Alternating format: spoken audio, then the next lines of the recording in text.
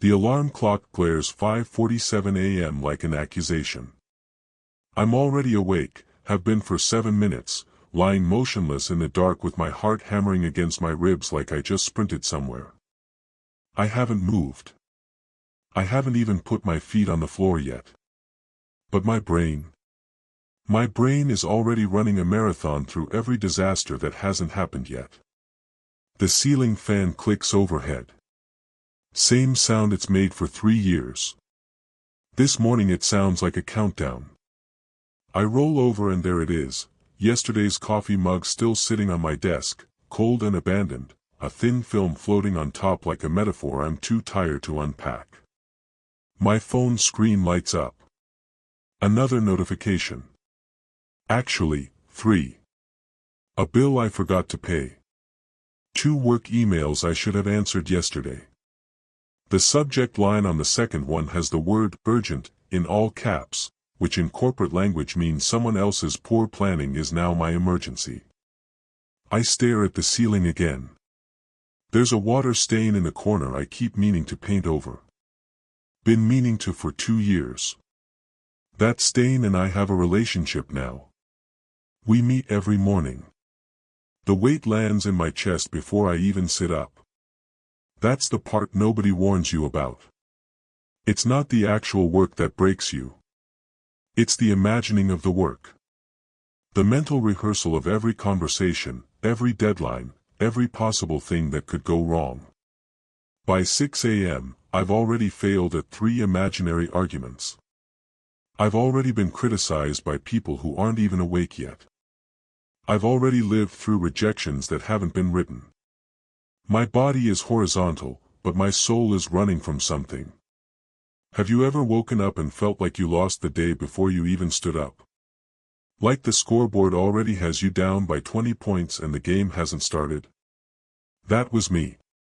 Every single morning. I'd lie there and think, I'm exhausted, and I haven't done anything yet.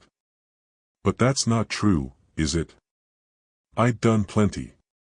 I'd catastrophized my way through a whole workday in the space of 15 minutes. My imagination was working overtime, and my peace was paying the price. There's this lie that creeps in during those dark morning hours. It whispers that if you just think hard enough, you can control everything. If you rehearse every scenario, you'll be prepared. If you worry deeply, you'll catch the problems before they catch you. It's a lie wrapped in responsibility, and I bought it every day like a subscription I couldn't cancel. I remember one specific Tuesday, or maybe it was Wednesday, the days had started bleeding together, when I sat in my car in the empty parking lot before work. It was 7:15 a.m. I'd been sitting there for 20 minutes. The office building loomed in front of me, all glass and fluorescent light, and I couldn't make myself open the door. My hands were on the steering wheel. I was gripping it like the car was moving, but I was parked. Completely still. And then I started crying. Not the graceful, single-tear kind. The ugly kind. The kind where you're grateful nobody's in the passenger seat because you look like a mess and you sound worse. I wasn't crying because of one big thing. I was crying because of everything. The accumulation. The piling up. The constant, low-grade panic that had become my baseline. The feeling that I was holding up the sky with my bare hands and my arms were shaking and nobody noticed. Or maybe they noticed and they just didn't know what to say. I didn't know what to say either. Here's a truth I wish someone had told me years earlier, and I'm going to say it now because maybe you need to hear it as badly as I did. You don't need to have all the answers to start a new day. You just need to know who's holding that day. That sentence rearranged something in my spirit when I finally understood it. Because I'd been living like everything depended on me. My effort. My planning. My ability to anticipate every problem. My capacity to solve things before they broke. And I was crumbling under the weight of a job that was never supposed to be mine in the first place. I'm not talking about my career. I'm talking about the job of being God. I'd taken on a role I was never qualified for, and shockingly, I was failing at it. There's a verse in the book of Proverbs, chapter 16, verse 3, that says, "Commit your work to the Lord, and your plans will be established." I used to read that and think, sure, sounds nice. Very poetic. But what does that actually mean when my inbox is a disaster and my rent is due and my anxiety is waking me up before my alarm? What does commit even look like when everything is still chaotic? For a long time, I thought committing my work to God meant I had failed. It felt like surrender was just a spiritual word for giving up. Like I was waving a white flag and admitting I couldn't handle it. And honestly, I couldn't handle it. That part was true. But the conclusion I drew from that truth was completely wrong. I thought my inability to control everything meant I was weak. What I didn't realize is that my attempt to control everything was the actual weakness. The illusion was the problem, not the surrender. Control is a mirage. It looks solid from a distance, but when you get close, there's nothing there. Just heat waves and exhaustion. Just sand. I started learning this slowly, painfully, through mornings like the one in the parking lot. Through 3 a.m. wake-ups when the ceiling fan sounded like judgment. Through cold coffee and unanswered emails and the kind of tiredness that sleep doesn't fix. And I'm still learning it. I don't stand here as someone who has it all figured out. I stand here as someone who's stopped pretending. Here's what I'm discovering: committing your work to God isn't about abdicating responsibility. It's about recognizing who's actually in charge. It's opening your clenched fists, the ones gripping the steering wheel of a parked car, and letting someone else drive. It's waking up at 5:47 a.m.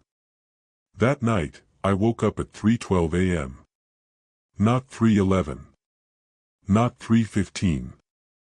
3:12. I know because I stared at those glowing red numbers like they were a verdict. The kind of detail you remember when your brain is too exhausted to sleep but too wired to rest.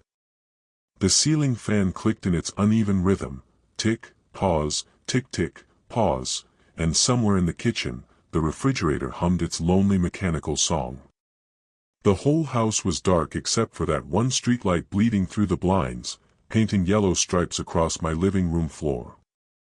I was sitting on the couch. Had been for 23 minutes. Bare feet on the cold hardwood. Knees pulled up.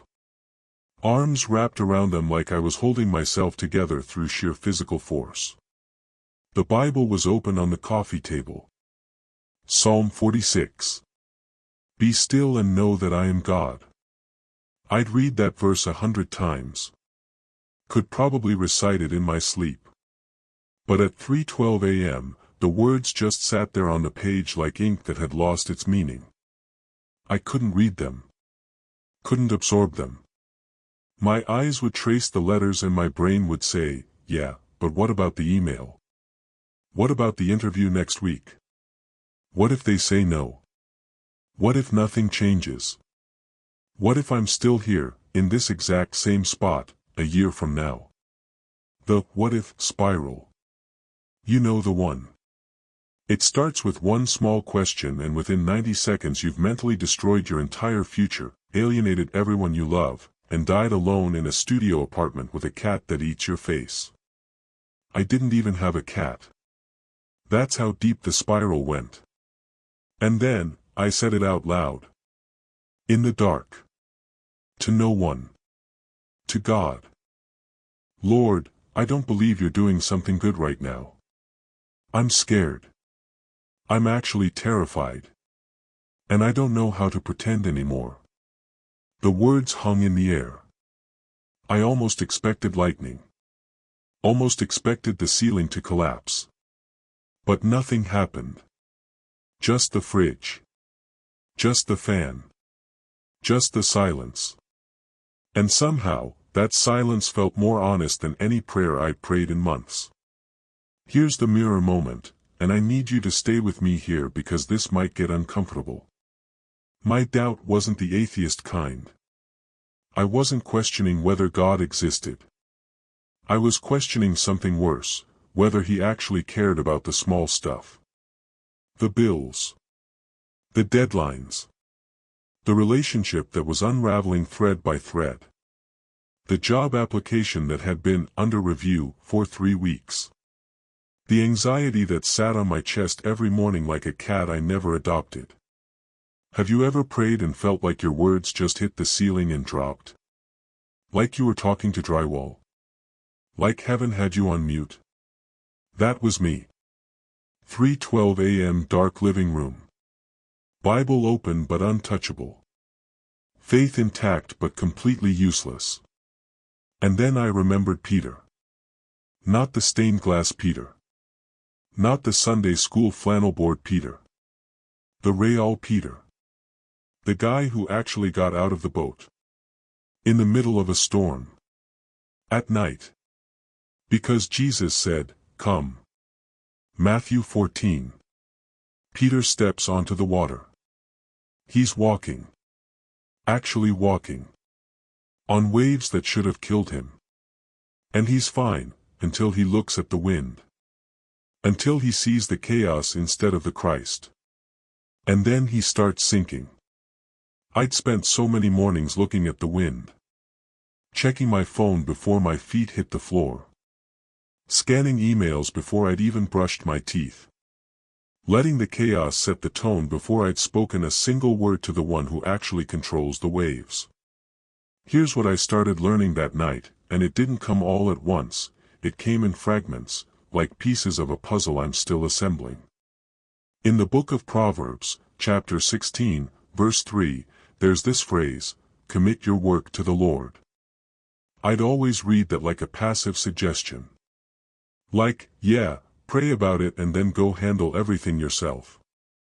But the Hebrew word for commit, and I looked this up later, sitting in a coffee shop with a Bible commentary and a cold latte, the word is galil. It literally means to roll away. Like rolling a stone off your shoulders. Like rolling a burden you were never meant to carry. This isn't passive surrender. This is active release. You're not waving a white flag. You're taking the boulder that's crushing your spine and saying, "This isn't mine to hold anymore." The memorable truth that rearranged something in my chest that night, praise is not pretending everything's fine. Praise is declaring that God is still good even when everything isn't. So I did something strange. I got off the couch. I knelt down on the hardwood floor, and let me tell you, hardwood at 3:15 a.m. is not comfortable. My knees were not happy. But I knelt anyway. And I said, out loud, in the dark, "God, I give you this day. I don't know what's coming.